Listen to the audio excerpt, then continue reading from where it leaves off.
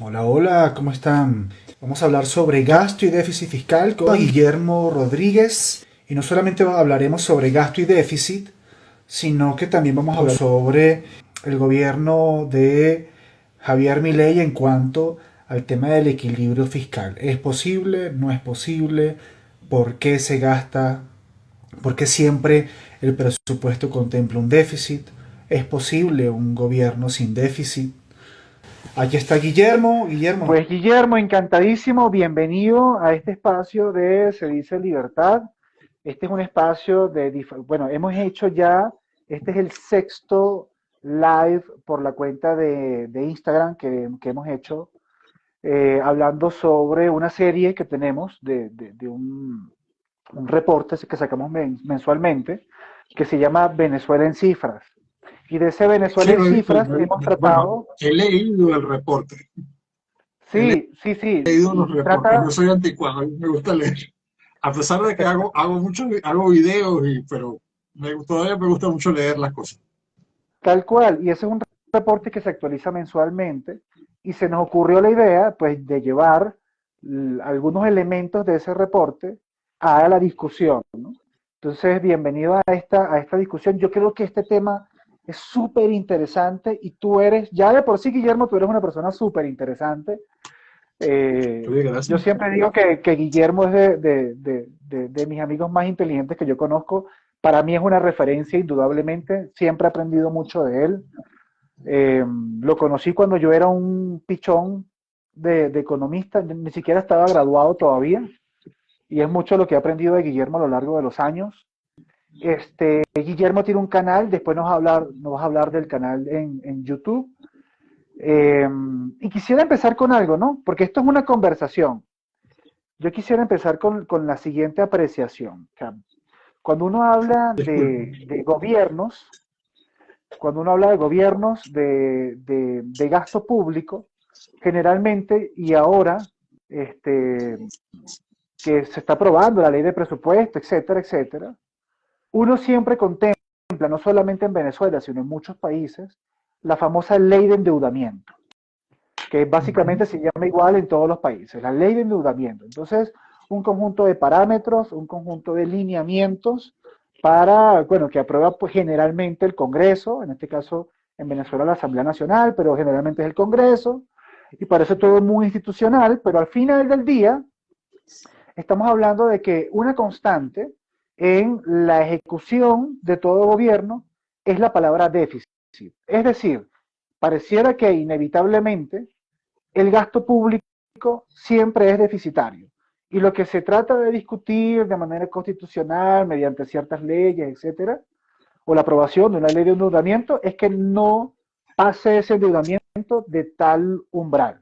Y por esa razón yo dije, bueno, Guillermo no solamente es un excelente economista, de los mejores economistas que conozco, sino que está llevando un seguimiento muy bueno sobre la gestión de Javier Milei en Argentina, que tiene obviamente como objetivo ese equilibrio fiscal. Bienvenido. Gracias, Oscar.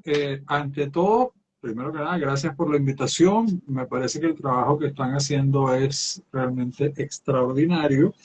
Y no es por devolver el cumplido, sino porque yo considero, desde que conozco a Oscar, como él dice, cuando era, todavía estaba terminando de estudiar economía y ahora lo considero uno de los mejores economistas que conozco, especialmente en teoría monetaria. Y un conocedor un estudioso muy profundo y actualizado de la teoría del ciclo económico de hecho, hay un libro del año 34 de Hayek que lo llevó al premio Nobel, que se llama La teoría monetaria del ciclo económico. Bueno, eso es una de las líneas de investigación importantes de Oscar. Es, bien, tú me hablabas del problema del déficit. Lo primero que yo podría decir es que no siempre fue así.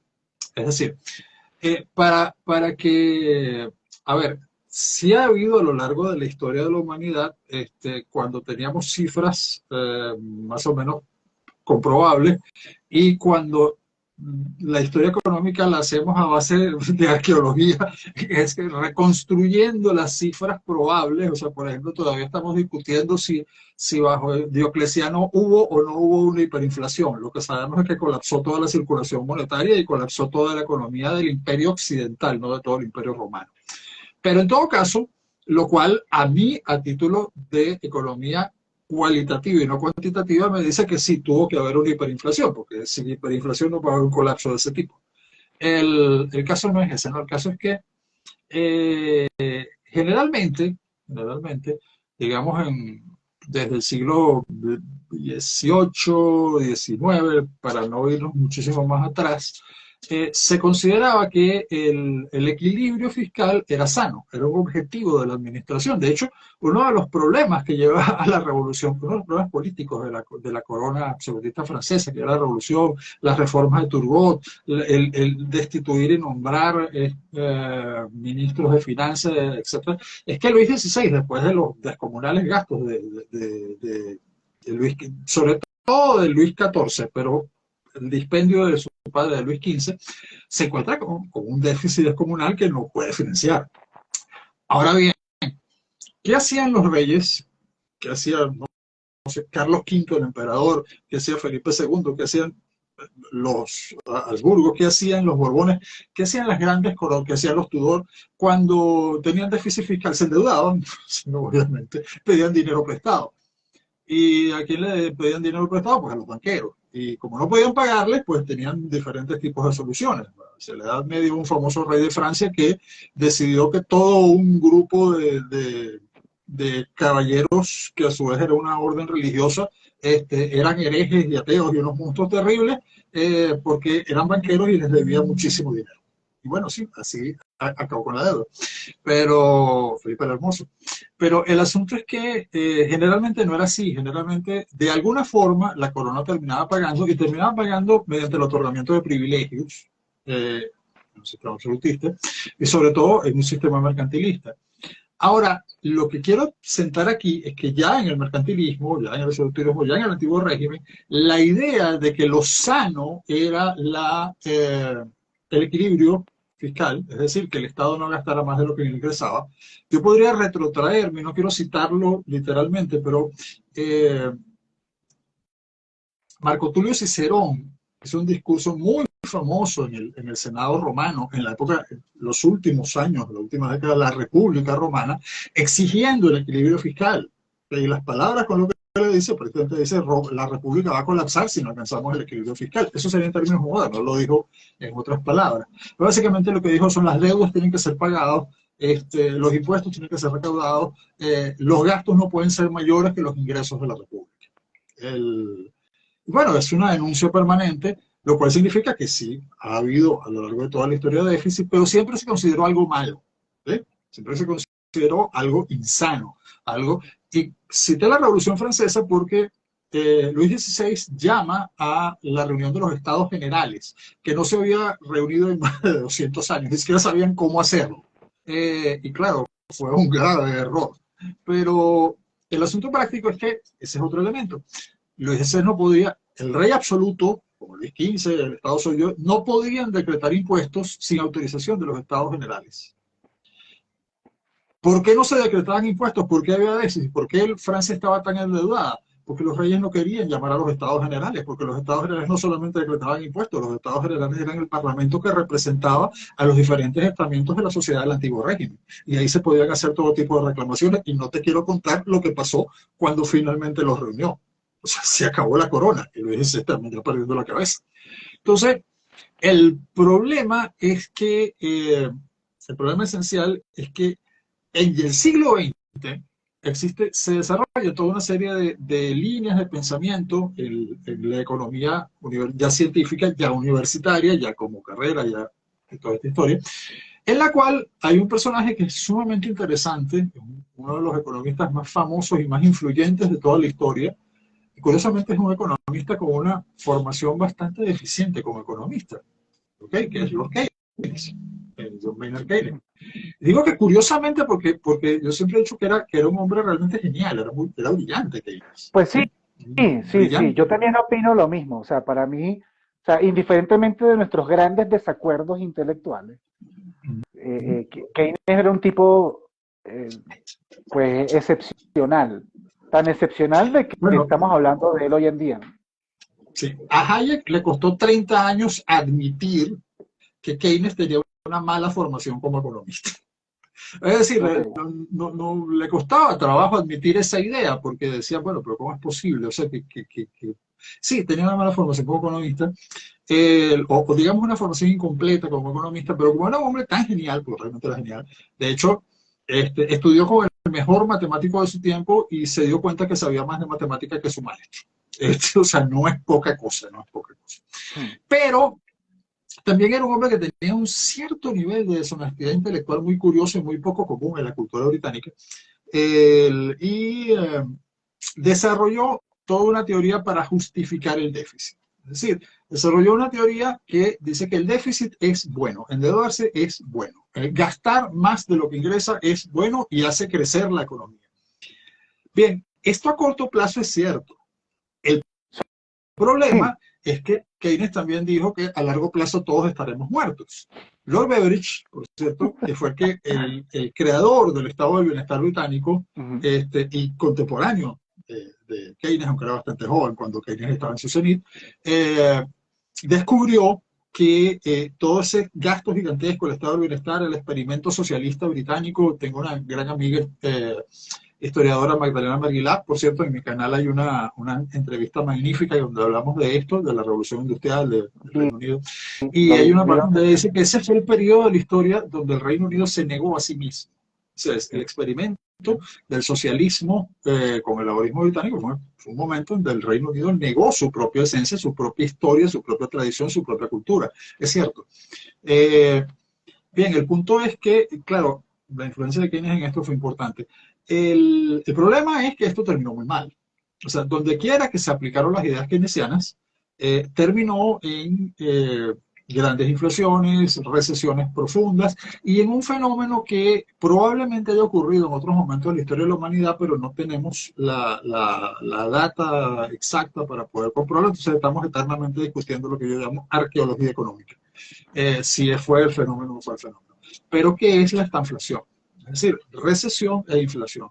El problema básicamente es que Keynes decía que tú intercambiabas, o sea, tú evitabas o solucionabas la recesión con inflación y después contenías la inflación con ciertos niveles de contracción económica y así tenías una especie de manejo en el cual ibas manejando la economía como una especie de freno y acelerador. Claro, si esa teoría era cierta, que la estoy simplificando en exceso, evidentemente no podía ocurrir que hubiera inflación y recesión al mismo tiempo. No podía haber inflación y estancamiento al mismo tiempo. Y cuando estallaron las estanflaciones, pues desde el punto de vista intelectual, si somos honestos intelectualmente, el keynesianismo murió. O sea, los hechos mataron a la teoría general. Pero, por supuesto, los economistas keynesianos siguen existiendo y no lo van a admitir. Pero bueno, los hechos son tercos, o sea, uno puede discutir con la realidad, pero la realidad va a ganar. Entonces, ¿qué pasa? Que el otro problema es esencialmente político. Por ejemplo, ¿por qué había déficit y ya lo decía Cicerón, en la época de la República Romana? ¿Por qué había déficit? Porque los estados entran en guerra y las guerras son muy caras. Claro. Es decir, esencialmente, ¿cuál es el problema del occidente moderno del siglo XX? El problema del occidente moderno del siglo XX es que el siglo XX es un periodo de dos grandes guerras y un conflicto de una escala que nunca, jamás se había visto en la historia de la humanidad. Bueno, porque básicamente el mundo no había estado globalizado hasta ese nivel. La globalización en realidad empieza en el siglo XIX, con la revolución industrial, pero que por cierto, alguna salvedad, la revolución industrial es el periodo de mayor crecimiento de la prosperidad y de la riqueza y del aumento del ingreso y del aumento de la población de toda la historia humana. Es decir, Sí, en totalmente. los primeros 50 años de la revolución industrial, las personas más pobres del Reino Unido, que fue la nación en donde empezó la revolución industrial, pasaron a tener más cosas, o sea, más recursos, más ropa, más zapatos, ¿no? Que en los primeros 50 años de la revolución industrial, que el ciudadano promedio del Imperio Romano en su época de mayor prosperidad. Entonces, hay que dimensionarlo. ¿Por qué hay que dimensionarlo? porque precisamente es un periodo en el cual se desarrolla, entre otras tantas cosas, la ciencia económica moderna. Ya había antecedentes de la ciencia económica moderna en lo que fue el Imperio Español, o el Imperio Habsburgo, o el Imperio Hispano-Portugués, o como queramos llamarlo, en la Hispanidad, o sea, en el Imperio de la Hispanidad. Y ahí hay grandes genios de la economía que antecedieron todos los estudios británicos. Sin embargo, los británicos tienen una gran ventaja, que en vez de usar el método escolástico, están usando el método, comenzando a trabajar con el método científico, gracias a nuestro amigo Pancho Tocino, me refiero a Francis Bacon. El asunto es que el chiste es malo, ¿no? Pero es No, yo gracioso. me río de los chistes mal. No, bueno, pero el asunto es que están usando el método científico y esa forma de presentar la economía es muy interesante. Ahora, a lo que yo quería llegar es a que entonces entramos en una era en la cual está bien, o sea, durante muchos años el keynesianismo justifica el déficit, y por supuesto, tú no le puedes decir nada más hermoso a un político que puede gastar más de lo que ingresa y que además eso está bien. Por supuesto, está mal. Pero los políticos adoran gastar más. Eso es su razón de ser. Claro, el problema es que, yo decía, tenemos la Primera Guerra Mundial, fue muy cara. El proceso de reconstrucción de la Primera Guerra Mundial fue muy costoso. La Segunda Guerra Mundial, que fue mucho más mundial incluso que la primera, fue mucho más cara. Y después de eso viene la Guerra Fría. Y la Guerra Fría fue muy cara. Es decir, uno tiene que plantearse y claro, obviamente no voy a entrar en detalles acerca de lo que fue el sistema de Bretton Woods, el sistema monetario internacional, pero lo fundamental aquí es que era imposible que las grandes potencias que estaban en lisa en estos conflictos, sobre todo en algo como la Guerra Fría, que es una guerra que parece no ser una guerra, hay guerra, tienes el nivel de gasto de una guerra y sin embargo no tienes un frente de batalla definido, hay guerras indirectas, guerras proxy, y el gasto es descomunal. Entonces, claro, era imposible que la primera potencia de Occidente, que eran los Estados Unidos, sobre todo inspirada en el keynesianismo, pudiera tener equilibrio fiscal. Ahora, cuando llega la estanflación en los años finales de los 70, y comienzan a presentar el keynesianismo, digamos, es básicamente derrotado a nivel intelectual, aunque sigue existiendo y siguen pataleando, se presentan dos grandes líneas de pensamiento, que son la monetarista y la austríaca. Hay otras, por supuesto, que influyen y son importantes, pero estas son las dos grandes líneas, porque eran las líneas en las que se venía discutiendo este tema, keynesianismo, monetarismo, escuela austríaca, ya desde los años 30. No es por accidente, o sea, hay otras escuelas que tienen mucho que aportar en esto, pero no estaban ahí desde antes. Entonces, el punto es que ¿qué tienen en común, salvando enormes diferencias en esta materia, el monetarismo y la escuela austríaca? Pues básicamente que piensan que lo que decía Cicerón, o sea, las deudas tienen que ser pagadas, el Estado tiene que ingresar más de lo que ingresa, más de lo que gasta, perdón. No se puede financiar eternamente el déficit, no se puede financiar deuda con deuda, y viene aquí la discusión, bueno, ¿y cómo se financia todo esto? Básicamente, el problema esencial es que hay dos herramientas para financiar un déficit o un gasto creciente. O se aumentan los impuestos, cosa que de entrada suele ser bastante antipática, a menos que sea un gobierno socialista y todos tus votantes sean socialistas y quieran arruinar a los ricos y después se enteren de que en realidad era a ellos a quienes estaban cobrando porque todos los ricos se van. Pero el asunto, de hecho, España en este momento es uno de los países con más presión fiscal de la Unión Europea. No, esto que acabo de decir, alguien me va a decir, no, ya no, eso es mentira porque yo tengo aquí una lista de la presión fiscal. No es como aparece en esas mediciones. Hay un grave error en la forma de medir la presión fiscal. La presión fiscal es una combinación de los impuestos que se pagan con el costo de entenderse con Hacienda, el costo de pagar esos impuestos. Es decir, si a ti te imponen una multa que era injusta, que estaba mal, que no te debieron imponerte jamás, y te la cobran para poder quejarte, y te aplican todo tipo de presiones más o menos mafiosas para que no te quejes, y si eres una gran empresa, haces todo tu procedimiento y 3 años después es que te devuelven el dinero que te cobraron de más. además en forma de crédito fiscal, eso es parte de la presión fiscal. Entonces, en los países donde hay más presión fiscal, en los países donde hay una combinación de sobreregulación y alta fiscalidad. Y por eso es que digo que España es uno de los países con más presión fiscal del mundo, por esta forma que yo tengo de entender la presión fiscal. ¿Cuál es Claro, el problema? una pregunta, Dime. Guillermo, pero generalmente hablando hoy en día, pues la Ujú. presión fiscal básicamente la terminan calculando como un porcentaje del PIB o una medida mucho más. ¿Sabes qué me llama la atención este concepto que estás Sí. mostrando? Porque obviamente se dice, hemos estado involucrados en el índice de burocracia, y me menciono porque he Ujú. sido el investigador responsable de ello. Hay que Entonces, claro, combinarlos. exacto, a eso voy.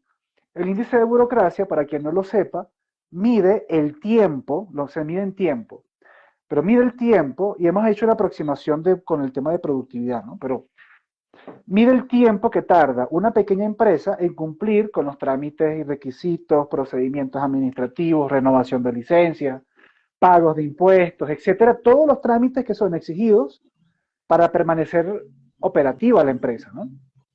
En el caso venezolano, por ejemplo, el más importante, o sea, es decir, los trámites que mayor tiempo quitan, básicamente el 48% del total es el pago de impuestos. Entonces, Ujú. claro, me llama mucho la atención porque está bien el tema de la presión fiscal, verlo desde una combinación entre no solamente lo que te quitan en dinero, sino lo que te quitan en tiempo, más el costo de oportunidad. Porque si, por ejemplo, agarramos Más, una cuenta, más abuelo, el costo financiero de las multas, más el costo financiero de las multas. sí. El Entonces, costo está financiero interesante. Mira, real de las multas, el tiempo durante el cual existen cuando las multas no eran apropiadas. me vas a dar una idea hasta de investigación, porque unida a este tema Sí. de presión tributaria medida por el PIB, por ejemplo, el Ujú. tema de el costo en tiempo que le dedicas al pago de los impuestos, que en Venezuela, de nuevo, casi 500 horas, 497, básicamente el 48% del total de horas que se le dedica. Más el costo de oportunidad, porque si tú estás dedicado a pagar impuestos, no estás trabajando. O le estás Sí. dedicando, o estás dedicando a a uno de tus personales disponibles para poder dedicarse a eso. Entonces, Sari Levy, quien es coordinadora de esta investigación, Ujú. tomó lo que yo siempre llamo cálculos de servilleta, ¿no? Tomó la productividad laboral medida por horas de trabajo, eso lo calcula incluso la Organización Internacional del Trabajo, Ujú. para tomar Sí. incluso, para ser inclusivos con las estadísticas, y claro, multiplica la cantidad de horas que pierdes pagando impuestos por la productividad laboral medida en horas. Y ese sería un proxy del costo de oportunidad que representa entonces dedicar personal disponible al pago de impuestos y no hacer productivos en una empresa. Bueno, mira, Oscar, eso es parte del problema. Entonces, bueno, yo estaba diciendo que, claro, claro, después de las estanflaciones, después de la caída del imperio del keynesianismo, comienza a plantearse esto. Entonces tú ves en Occidente el periodo de Reagan, que es un poco lo que empuja hacia el final de la Guerra Fría, la caída del poder soviético, otros mecanismos de gasto, otras más guerras, otras cosas, pero hay una visión de que se está discutiendo entre la reconstrucción intelectual del keynesianismo, muy deseada por los políticos en todo el mundo, no importa que no tenga sentido la teoría keynesiana, lo que les importa es que les autoriza a gastar más de lo que ingresan. ¿Y cómo lo cubren? Pues con emisión monetaria, emitiendo dinero. Y eso es lo que produce inflación y eso es lo que va a traer el problema que vamos a terminar en estas inflaciones, en recesiones profundas, en gravísimas crisis, expandir más los ciclos, en causar muchísimo más daño que el supuesto beneficio inicial. Sí, pero daño para la sociedad, es decir, daño para las personas. Para la clase política no, para la clase política es un ingreso creciente, poder creciente, capacidad de gasto creciente, participación del Estado en el Producto Interno Bruto creciente, etcétera. Claro, pero el problema es que esto lleva a debilitar a los países, no solamente a la economía, a debilitar a los países y a toda otra serie de cosas. Y finalmente, hoy en día, por primera vez en muchísimos años, nosotros hemos tenido dos grandes reacciones contra esto. que fueron en los años 80, en los años 90. Pero fueron muy modestas, muy limitadas. O sea, la época de Reagan, por ejemplo, ¿qué hace Reagan? Reagan desregula y reduce los impuestos. ¿Reduce el gasto? No, pero reorienta parte del gasto. ¿Por qué no reduce el gasto? Porque existía la Unión Soviética. O sea, estaba en la Guerra Fría. Claro, pero reorienta parte del gasto para tratar de por lo menos hacer que no crezca tan rápidamente, trata de no superar el techo de gasto, etcétera. Sin embargo, demuestra una cosa, demuestra que tú puedes bajar los impuestos y terminar cobrando más impuestos. ¿Por qué? Bueno, es que uno puede discutir técnicamente la teoría del Laffer, técnicamente, lo que no puede discutir es el concepto del óptimo. Es decir, evidentemente cuando se supera cierto nivel de impuestos, se va a terminar cobrando menos de lo que se cobraría con impuestos menores. Pero a esta curva de Laffer habría que agregarle lo que estamos hablando antes. ¿Cuál es el costo real para el contribuyente? ¿Okay? Sí. Porque con esta sobreregulación, el costo real es descomunal. O sea, hay países donde el costo medido en horas hombres para el contribuyente promedio, empresa, no persona, empresa, porque para las personas suele ser peor, pero puede superar al impuesto pagado, o sea, al tributo efectivo. Y esto no es poca cosa. Entonces, vistas así las cosas, o sea, lo que significa es que estamos hablando de las clases políticas de esos países como unas castas extractivas, además estúpidas, o por lo menos muy ineficientes como castas extractivas, porque extraer les cuesta más de lo que extraen, o sea, no es que les cuesta más, es que les cuesta el doble o el triple de lo que extraen, o sea, destruyen la misma cantidad de riqueza que la que se apropian. Es medio ridículo. O sea, cualquier delincuente de la calle te diría que eso es una forma bastante idiota de robar. Entonces, lo totalmente. Que yo decía rápido, Guillermo, dime. Quería sumar ahí adicionalmente que lo que mencionas es tan importante que de hecho estaba discutiendo con personas que no son precisamente liberales libertarias, sí, pero son profesores, gente pues estudiada, ¿no? Y ellos me decían, bueno, el tema de los impuestos, estábamos hablando del tamaño del Estado, ¿no? Y ellos, sí, me decían, ¿cómo es posible entonces que en otros países los impuestos son mayores, pero hay menos elusión o incluso evasión fiscal? Y la gran respuesta la diste tú, pero esto es importante, yo siento resaltarlo, ¿no? Que es no solamente el tema de la curva de Laffer, en efecto, que el impuesto no sea tan elevado, sino que también influye muchísimo la facilidad o no de poder no solamente pagarlo, sino todo lo que gira en torno a la declaración del impuesto, más allá del pago, ¿no? Esa es la diferencia en la Unión Europea entre la Hacienda española y el Ministerio de Finanzas alemán. O sea, esa es la gran diferencia. Ese es el problema. Hacienda en España es casi que una organización mafiosa. Bueno, yo diría casi, se los podría calificar de eso, porque tienen ciertos procedimientos en los cuales le hacen perder dinero al propio Estado para ganar dinero ellos en su bolsillo. No solo al contribuyente, sino al propio Estado. Y eso está institucionalizado. Entonces eso ya comienza a ser curioso. Sin embargo, el problema es de costos. O sea, el costo para el contribuyente suizo es mucho menor para pagar el mismo impuesto que el costo para el contribuyente, bueno, no es mucho menor, es menor que el costo para el contribuyente alemán, es muchísimo menor que el costo para el contribuyente español, y no te quiero contar si nos venimos al tercer mundo. Entonces, ahí es donde está una gran parte del problema. El otro problema está en que una cosa como la Unión Europea hoy en día, que es un monstruo regulatorio montado sobre los estados, que a su vez son estados del bienestar inviables financieramente, monstruos regulatorios, produce inevitablemente déficit fiscal, por más que lo traten de paliar, o ocultar o empujar hacia adelante. Y claro, tú te encuentras, por ejemplo, con que los Estados Unidos tienen impuestos relativamente altos, ¿no? Pero son mucho menores, con que tiene regulaciones complicadas, pero está bastante menos regulado. Y es la primera economía del mundo. Entonces, llega, por ejemplo, el primer gobierno de Trump y hace una gran reducción de impuestos y, claro, el capital se va hacia allá. Además, desreguló, bajó impuestos, el capital se fue hacia allá. Ahora encima está amenazando con una guerra arancelaria si no le dan acceso, porque esa es otra cosa, ¿no? Uno dice, una guerra arancelaria, Trump es proteccionista.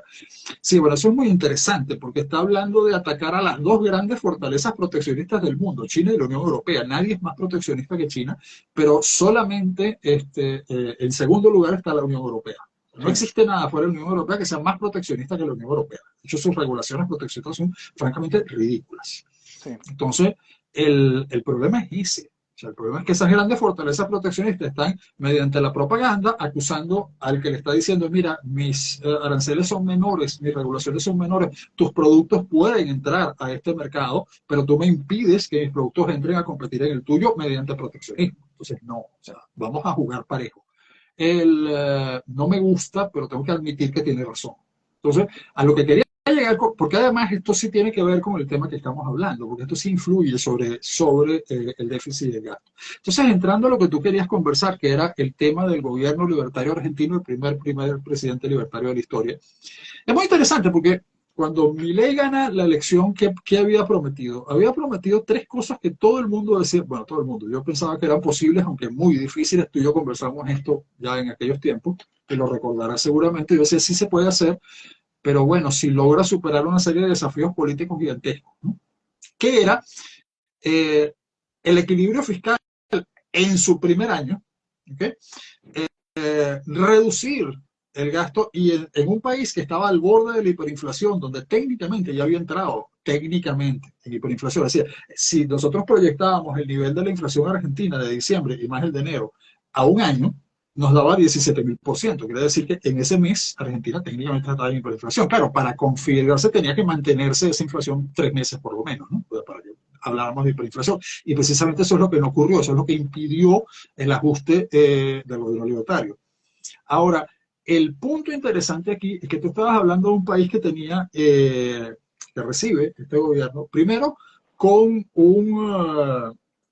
reservas negativas del Banco Central, con reservas negativas de divisas. O sea, el Banco Central tenía menos 15 mil millones de dólares. Las reservas del Banco Central de la República Argentina era, debemos 15 mil millones de dólares. Eso no es ¿Y cuánto una reserva? Nada. O sea, no tengo ni un dólar. Sí, bueno, tengo dólares aquí, pero es que debo muchísimo más de los que tengo, entonces por lo tanto, okay, eso era la garantía de la emisión, me dirá. En segundo lugar, tenías un sistema de control de cambios que superaba ampliamente la complejidad de lo que fueron los dos grandes sistemas hipercomplejos de control de cambio de la historia de Venezuela.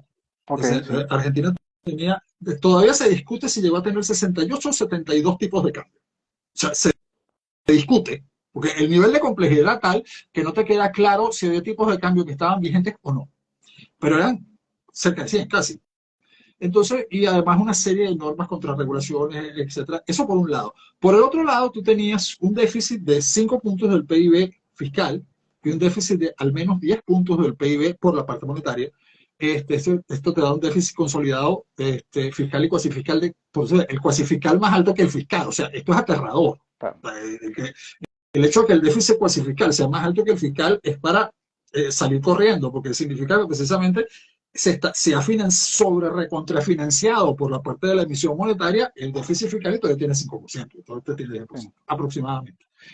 Además de eso, tenías una situación ya de, digamos, de caída del nivel de vida, de empobrecimiento, que era una de las peores, de hecho era la peor de la historia argentina, salvando momentos puntuales en medio de grandes recesiones, pero así, permanente de la peor de Argentina, tenías los niveles de gasto, desorden, a lo largo de la historia.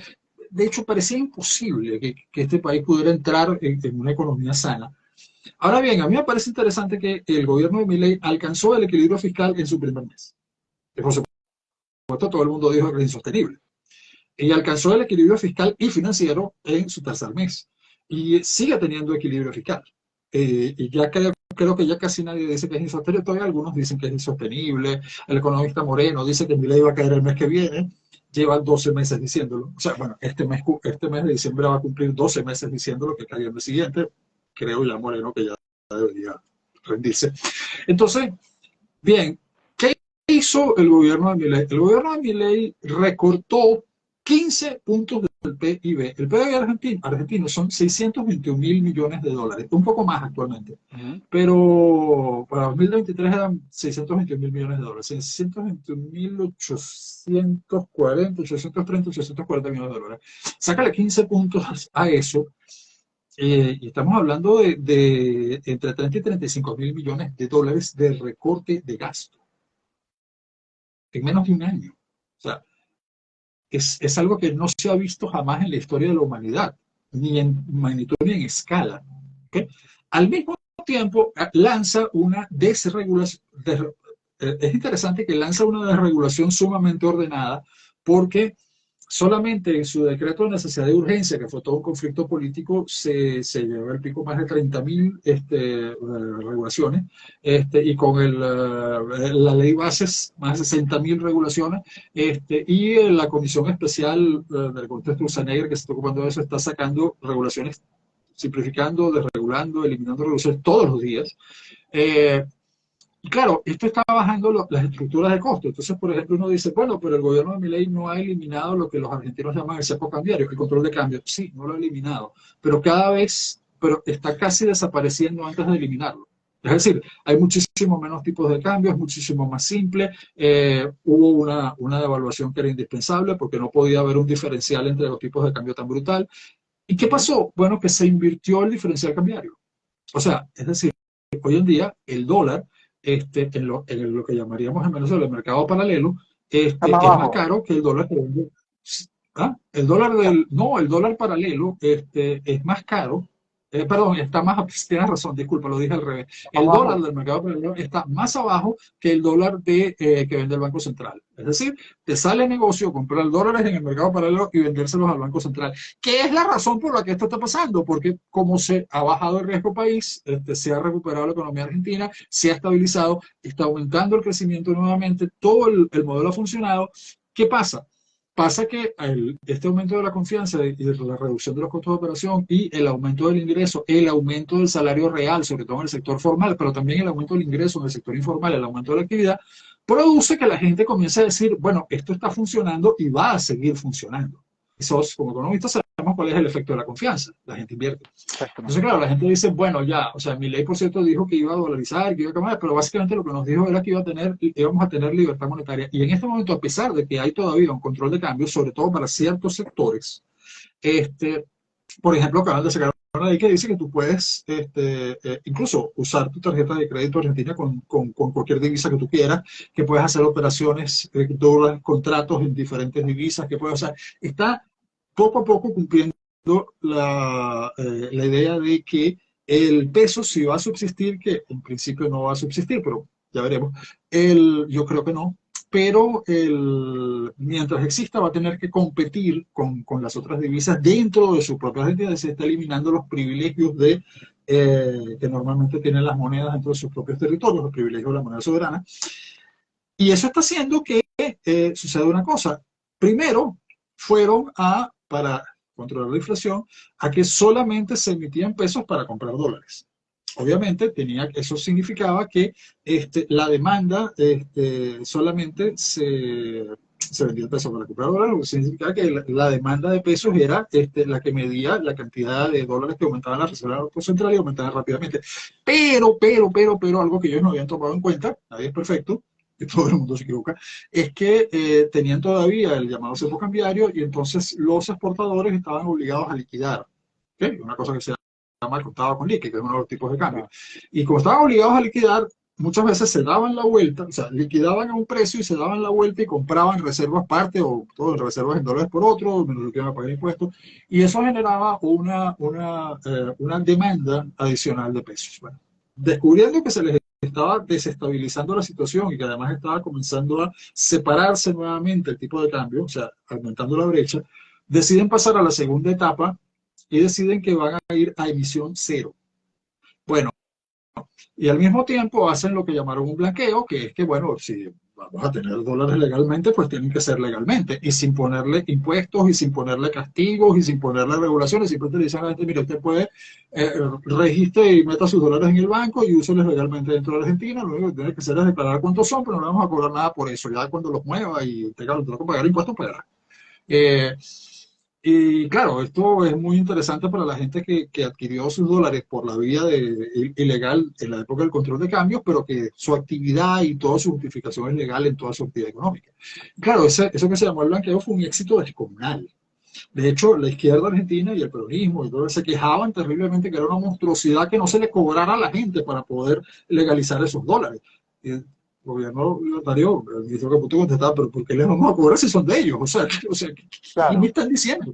Pero es que es lo que se había hecho siempre, igual que lo que se había hecho siempre era obligar a la gente a comprar bonos del Estado para tratar de capitalizar al Banco Central. Ahora sí digo, no vamos a obligar a nadie a comprar bonos del Estado, vamos a aplicar esta política monetaria dentro para sostener el equilibrio fiscal y lo vamos a lograr a través del mercado. Y es lo que está pasando. Entonces lo que yo decía, ¿qué está pasando en el mercado?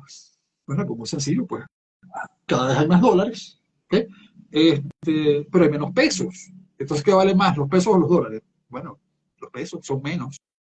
Y eso hace que algunas personas hablen, por ejemplo, de inflación en dólares. ¿Por qué hablan de inflación en dólares? Sí, claro, porque hay más dólares, hay menos pesos, pero también hay menos productos, porque la desregulación no ha terminado. O sea, el nivel de regulación era tan brutal, tan bestial, tan descomunal, tan gigantesco, que sobre todo en el sector comercial, que todavía hay infinidad de distorsiones que eliminar. O sea, es inimaginable el grado de distorsión que tenía la economía argentina. Y el resultado es que en un año tú tienes, yo quiero dimensionar esto, por favor, o sea, tú tienes un recorte de gasto de 15 puntos del Producto Interno Bruto de un país que se adelantó, técnicamente hablando, en 5 meses, que se decidió en los primeros 2, 15 puntos del PIB. Al mismo tiempo tienes por lo menos 82.000 regulaciones eliminadas en ese mismo periodo. Y en realidad son muchas más, todo lo que siguió. Tienes un recorte directo del gasto del Estado de cerca de 5 puntos del PIB, al mismo tiempo que aumenta el gasto social. Lo que pasa es que se reorienta totalmente y se eliminan a los intermediarios y se elimina la politiquería, se eliminan los clientelismos, se eliminan las corruptelas, se eliminan los que eran los llamados los piqueteros, además los obligan a manifestarse pacíficamente, porque acostumbraban a manifestarse violentamente para extorsionar al Estado.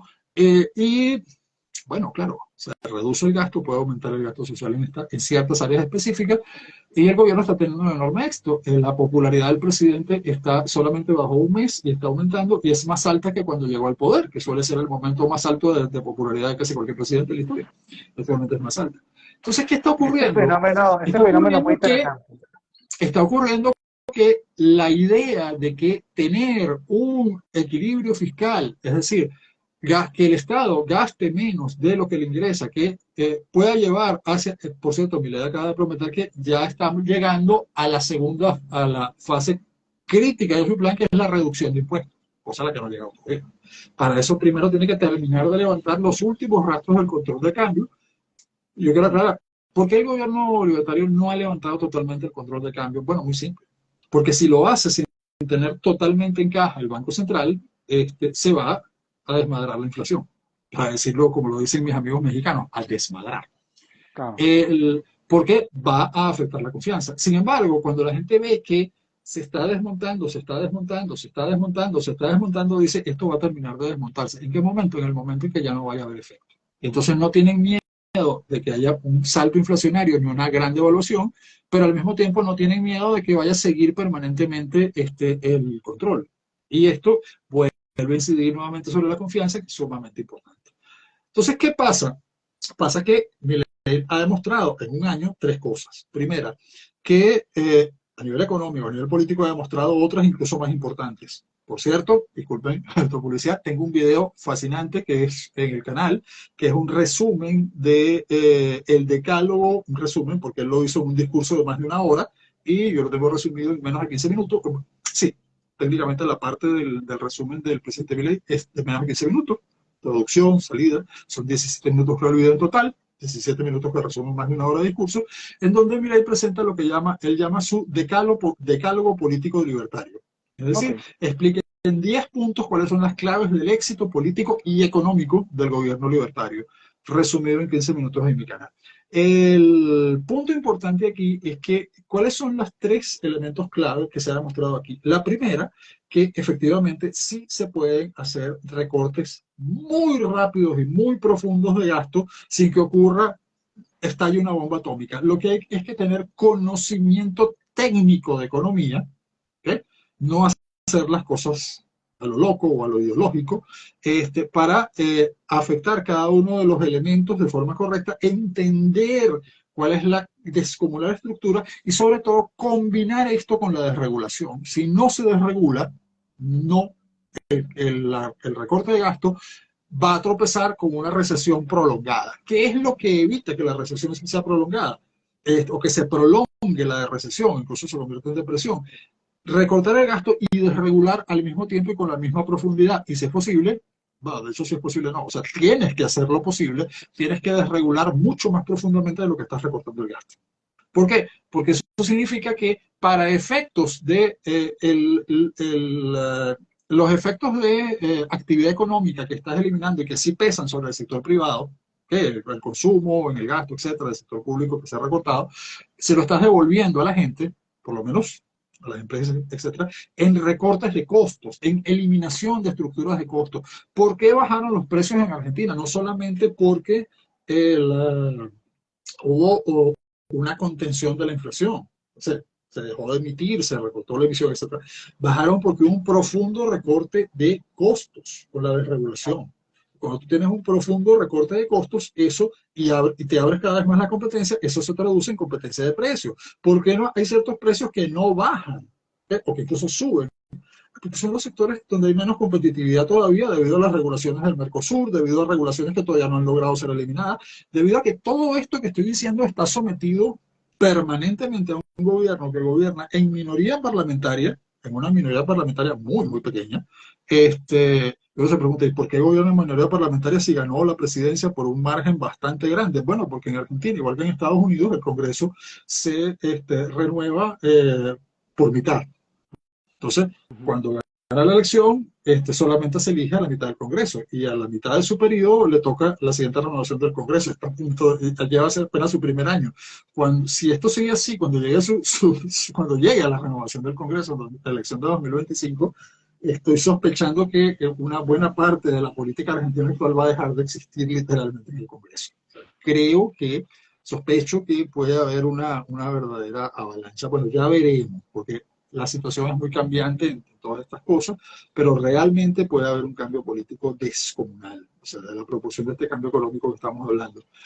El punto al que yo quería llegar entonces es que todo esto se adelanta con minoría en las cámaras, con un monstruo político que es el peronismo, que para quienes no conozcan un poco de la historia de Argentina y sobre todo de la historia reciente de Argentina, desde que se acaba la dictadura militar hasta la actualidad, de todos los gobiernos electos de este periodo de la democracia argentina, solamente dos gobiernos terminaron su periodo sin ser derrocados, no por un golpe militar, sino por un golpe institucional.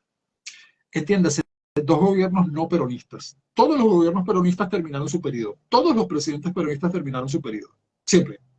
Ahora, solamente dos presidentes no peronistas lograron concluir su periodo. Uno de ellos fue Mauricio Macri, ¿okay? Y el otro está gobernando por ahora, no ha terminado su periodo. No fue Pero el asunto importante es que prácticamente ningún presidente no peronista logró terminar su periodo. Fueron sacados del poder antes por las maniobras de Perón dentro del sistema legal institucional, pero antes es un derrocamiento. Así que es una máquina de acabar, de sacar del gobierno a quien les gana las elecciones y montarse ellos aunque no las ganaran. Okay. En segundo lugar, esta máquina tiene izquierda, tiene derecha, es una cosa muy extraña, pero actualmente está controlada por su propia ala izquierda o de ultraizquierda. Y bueno, fue la que causó toda esta destrucción económica, todo este empobrecimiento, toda esta locura que hace que la gente elija a alguien como Javier Milei, que no es político, que viene desde afuera, que gritaba, que insultaba, que les decía ladrones, desgraciados, empobrecedores, casta. Y uno se pregunta,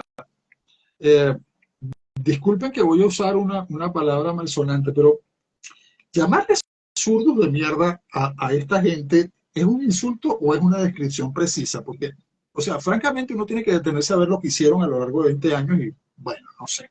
En fin, en todo caso, el asunto es que además, es un personaje que, y esto es importante desde el punto de vista político, es la quinta esencia de la argentinidad. O sea, si tú quieres decir cómo es un argentino, señalas a Javier Milei. Eso es un argentino. Ahora, y es importante, la gente vota por quien se le parece. Pero al mismo tiempo la gente también, sobre todo en un país como Argentina, que todavía tiene elementos aspiracionales, porque lo que es la historia de la inmigración argentina y la gran Argentina y el crecimiento de la económica, fue verdaderamente una potencia económica de escala global. Entonces, la gente todavía tiene esa visión de aspiración de crecimiento y quieren a su vez que el presidente sea como ellos, pero sea mucho más. Y las dos cosas al mismo tiempo.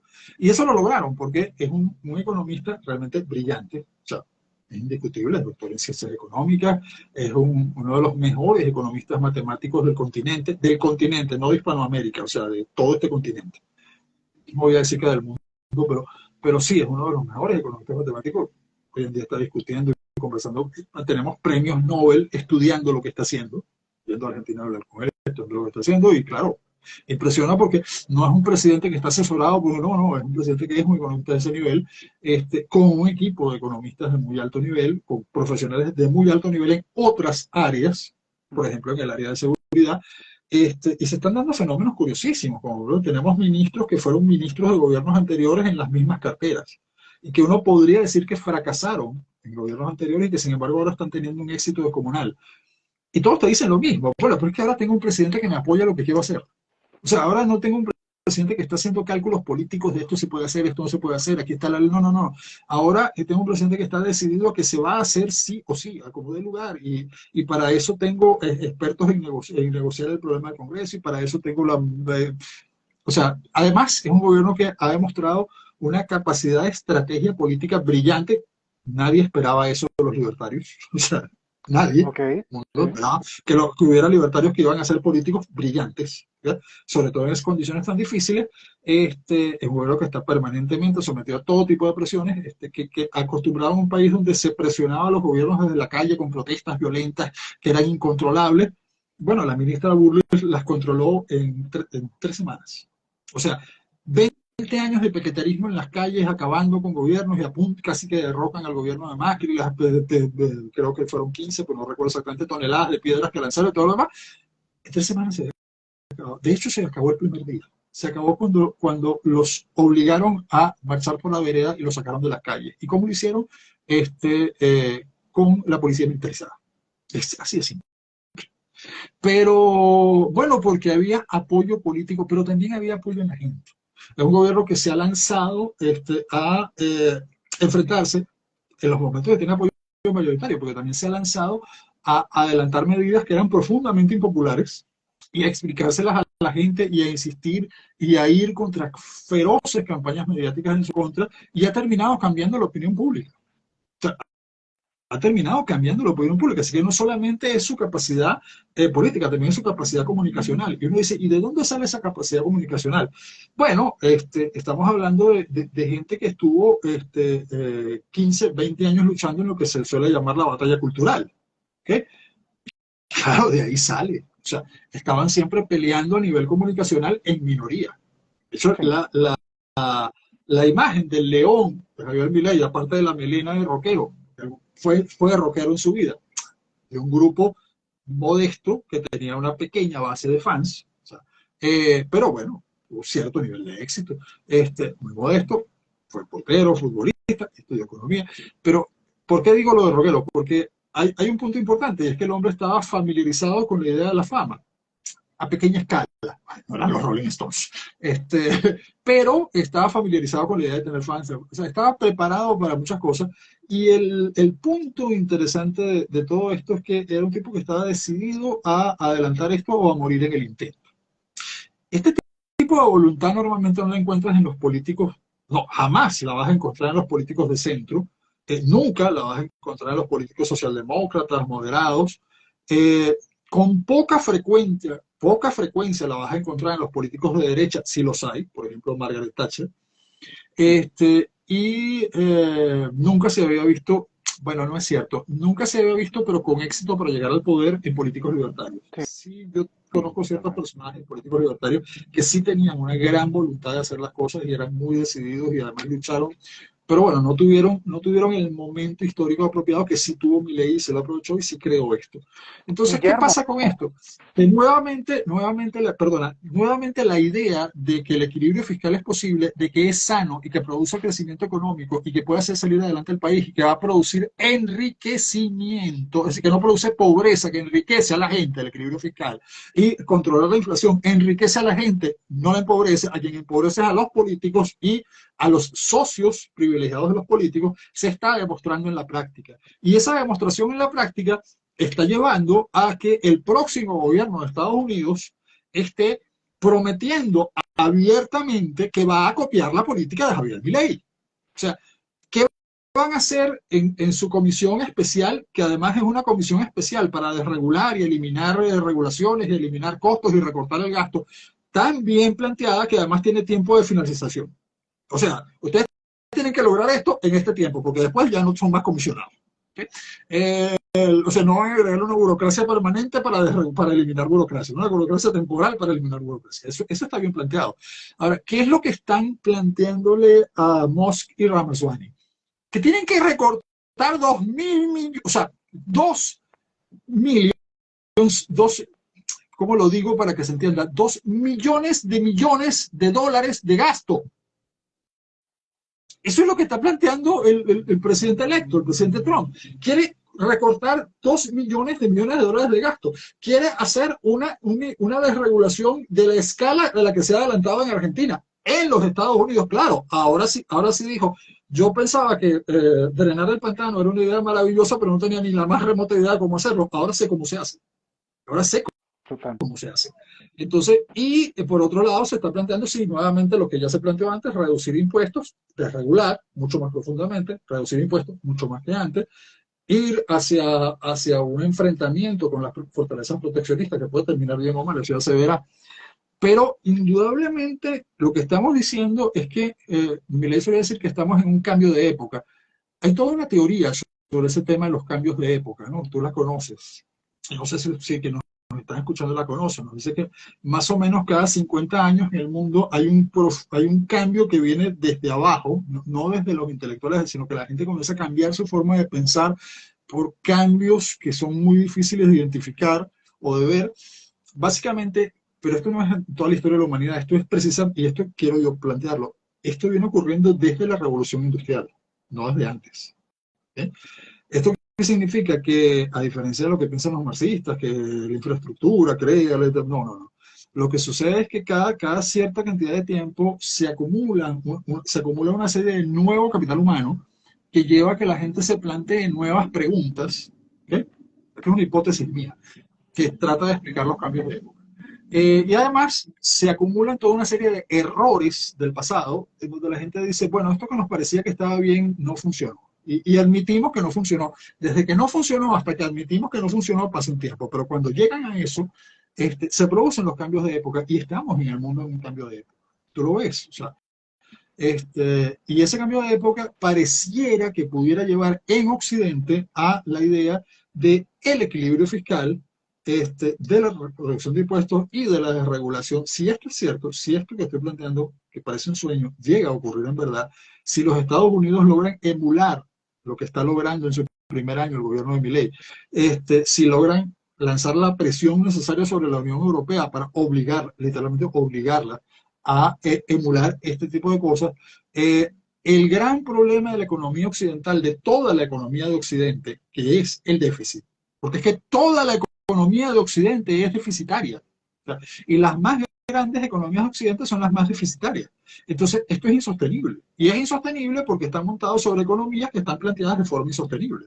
¿Por qué es insostenible la economía americana? Porque no puedes tener ese nivel de gasto militar y al mismo tiempo tener todo el gasto político interno que se maneja en los Estados Unidos. No puedes tener sobreregulación, etcétera, etcétera, etcétera, y ser un gigante militar. Y además no puedes subsidiar a todos tus aliados, no le puedes subsidiar a todos tus aliados el gasto militar, tienen que asumir su responsabilidad.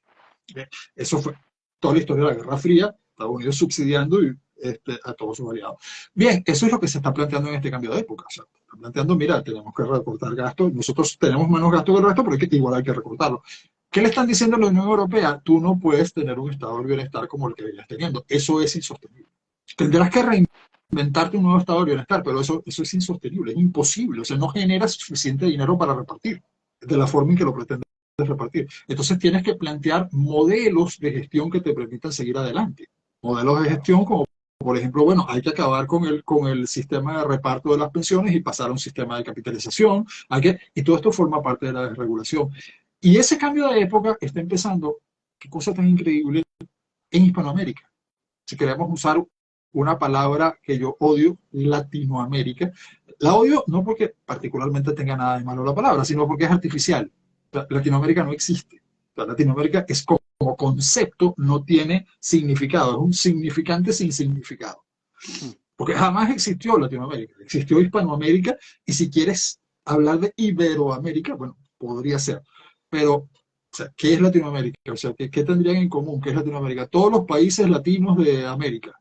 Pues tú me vas a perdonar, pero yo no he visto un sitio donde haya más arquitectura que copia la arquitectura romana que los Estados Unidos de América. O sea, Washington parece la segunda.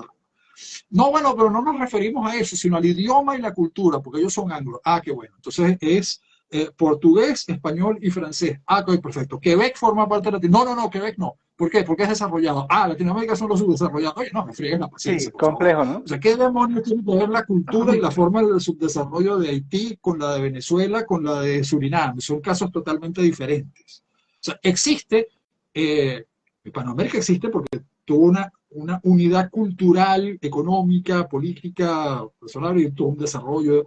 Existe una Francoamérica, si la quieres llamar así.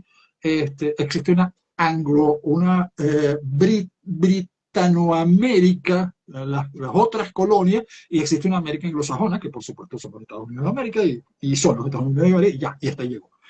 Entonces, el problema fundamental, desde el punto de vista de todo esto, es que por primera vez en la historia, un cambio de época se está iniciando en un pequeño, bueno, no es tan pequeño, es bastante grande, pero en un país subdesarrollado que estaba en una de las peores situaciones económicas y políticas de la historia, que estaba al borde de un desastre inconmensurable, y de Hispanoamérica, si lo quieren decir así, de Latinoamérica.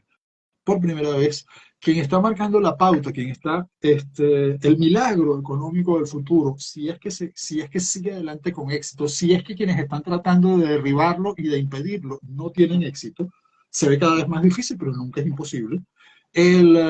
Pues el milagro económico del futuro va a venir de Argentina.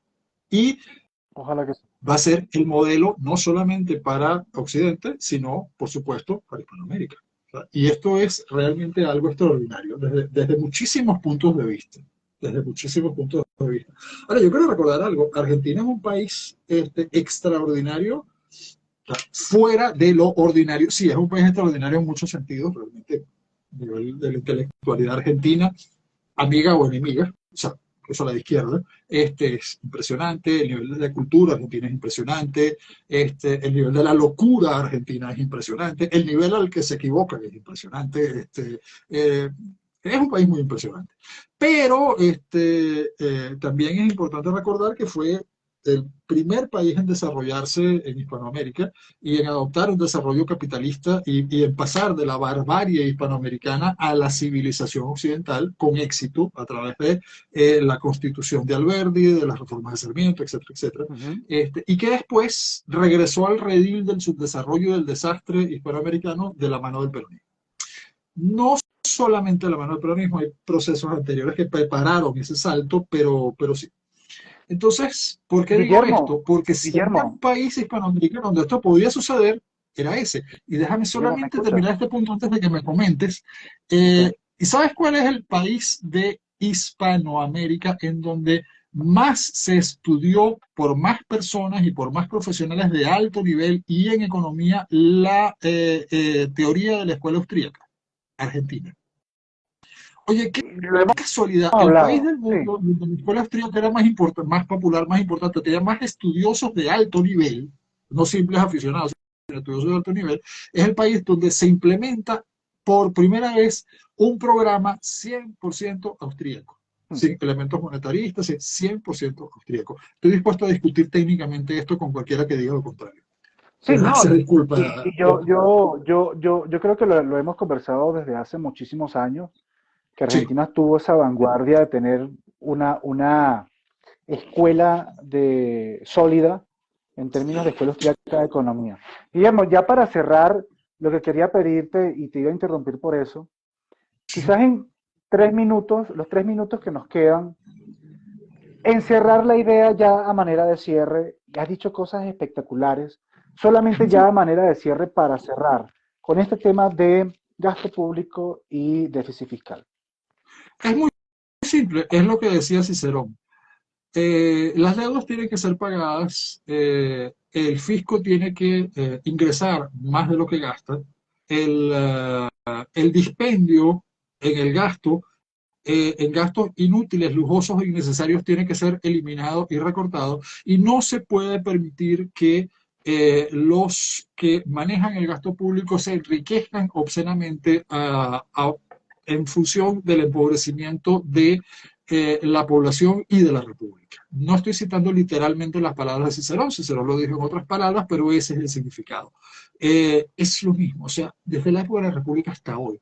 El problema es que hoy en día estamos pasando finalmente, por fin, estamos finalmente pasando la página, ya no solamente en las discusiones de la teoría económica, sino en la práctica, a demostrar esto, a demostrar que el keynesianismo no solamente estaba acabado porque existió porque existió la estanflación, y eso demostró que toda la teoría keynesiana estaba mal, sino que estaba acabado porque había un modelo alternativo que podía producir resultados muy, muy, muy rápidos e impresionantes, solamente que nunca se había aplicado correctamente. ¿Y por qué nunca se había aplicado correctamente? Porque a la clase política y sus aliados, a los cuales nuestro buen amigo Milei llama la casta, no les convenía.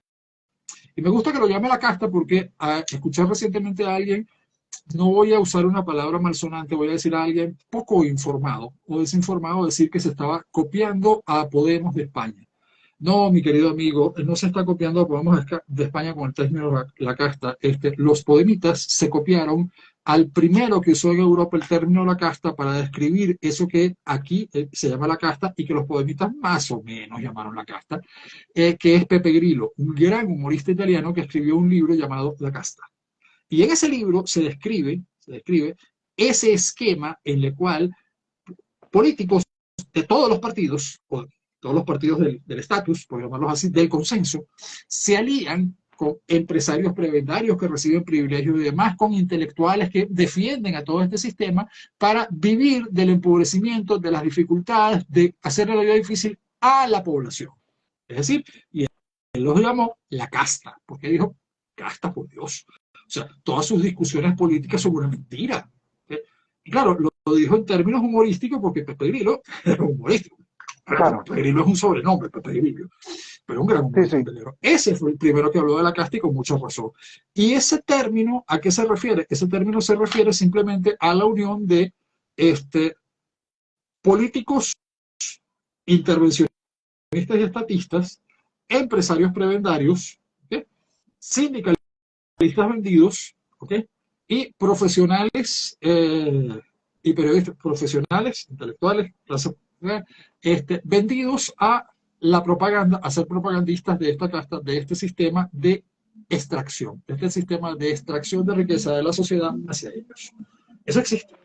No como dicen dos señores que acaban de ganar el premio Nobel, que yo creo que es el peor premio Nobel que se ha entregado en muchísimos años de economía, pero bueno, respeto que lo hayan ganado. O sea, respeto que lo hayan ganado porque, digamos que, por lo menos a nivel de la influencia que tuvo su investigación, muy importante. Ahora, yo no entiendo porque hay investigaciones sobre el mismo tema que son mucho mejores que no se lo dieron, pero bueno, en fin. Pero lo que quiero decir es que el concepto de que existen sistemas, élites extractivas, es correcto. Lo que no es correcto es la forma en que lo describen los dos ganadores del premio Nobel. Esta es la forma correcta de describirlo. Muchísimas gracias. Gracias a ti, Guillermo. Muy interesante ese último comentario.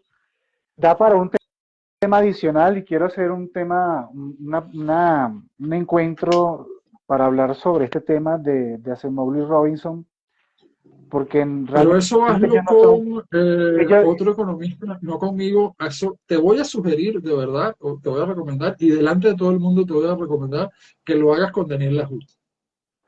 genial, genial, genial. Porque ese tema está muy interesante, pero me encanta tu cierre y lo voy a dejar ahí. De verdad agradecerte, Guillermo, por esta más de una hora de clase. Siempre tus clases son súper interesantes, de este análisis tan completo sobre la relación de gasto y déficit. Y ojalá que sí, ojalá que esta sea una nueva época, ojalá que este sea un nuevo tiempo para reflexionar más en torno a la responsabilidad de cara al Estado y a su gasto. Y que en definitiva yo siento que la propia ciudadanía está cogiendo pues un nivel de madurez política, pero sobre todo económica, que hace que los políticos tomen este tipo de decisiones, porque siempre los políticos terminan reaccionando a la demanda de las personas y que esto pueda convertirse en una proliferación me parece profundamente interesante y que de nuevo marcaría una nueva era para la humanidad en general. Guillermo, muchísimas gracias. Muchísimas gracias. Gracias a ti, Guillermo, y por supuesto, siempre atentos a las redes de Se Dice Libertad, a nuestra página web www.sedice.org.be/OGP, donde ahí hay investigaciones, publicaciones. De hecho, ahorita va a salir una publicación bien interesante sobre burocracia y gasto público y, por supuesto, temas como el Venezuela en cifras y el índice de burocracia que siempre se están actualizando. Sin más que agregar, muchísimas gracias, Guillermo. Chao a todos y que tengan feliz noche. Gracias a todos por estar acá.